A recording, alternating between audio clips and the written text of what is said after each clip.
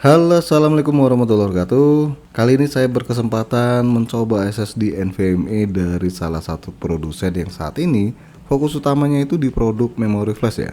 Dan mungkin merek satu ini rada asing di telinga kalian, atau jangan-jangan kalian udah pernah coba nih. Nah, sebelum kita bahas produk satu ini, jangan lupa bantu channel saya naik jauh lebih tinggi lagi dengan cara subscribe, bunyikan lonceng, share ke teman-teman, dan kalau nggak keberatan tekan tombol thanks. Isi kelasnya.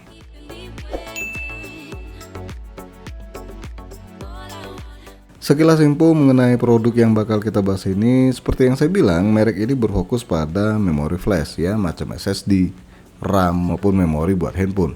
Dan perusahaan ini udah berjalan kurang lebih 25 tahun ya dalam hal produksi flash memory. Secara kebetulan, nggak kebetulan juga sih, saya dikirimkan sampel SSD NVMe Gen 40 besutan NetAC. Yap, tipe lengkapnya NetAC NV5000N dengan kapasitas 1 TB. Garansi resminya ini adalah 5 tahun ya. Untuk TBW-nya ini hingga 640 TBW alias terabyte written ya. Ini versi yang 1 TB. Sedangkan yang untuk 512 GB hanya 320 TB written. Produk ini menggunakan 3D NAND flash besutan eMMC ya, dengan tipe TLC yang mana memiliki ketahanan lebih baik kalau dibandingkan jenis QLC ya.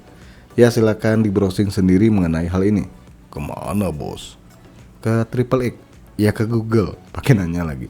So, berdasarkan informasi yang saya dapatkan, SSD yang pakai TLC ini baik digunakan untuk gaming maupun editing, karena kecepatan tulis yang lebih baik dari QLC dan juga latensi yang lebih rendah. Dan satu lagi, durability-nya yang lebih baik dibandingkan versi QLC.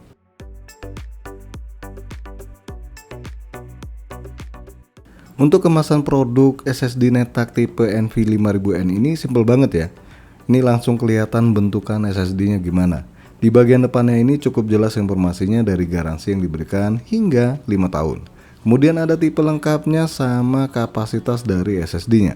Oke, langsung aja deh kita unboxing produknya.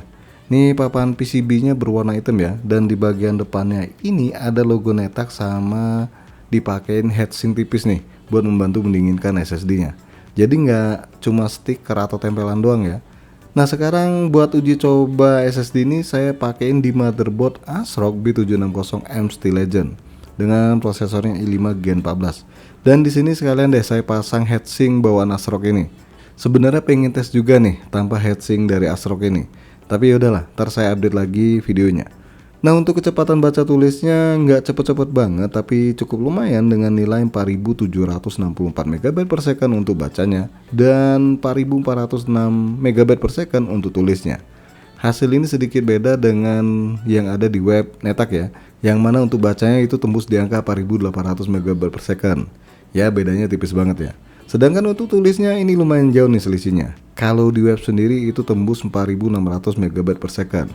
Selisih 200 MB per second ya dibanding yang saya tes ini.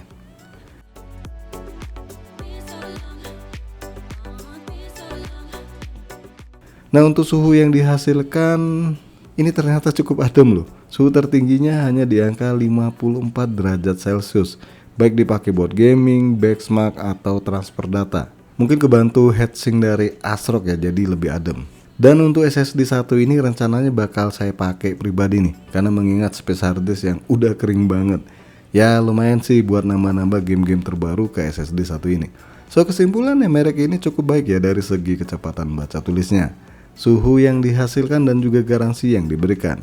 Hanya saja untuk harganya sendiri saya cuma nemu satu link ya di Topet yang jual produk ini, yaitu NetAC official dengan harga di angka 1.467.000 rupiah.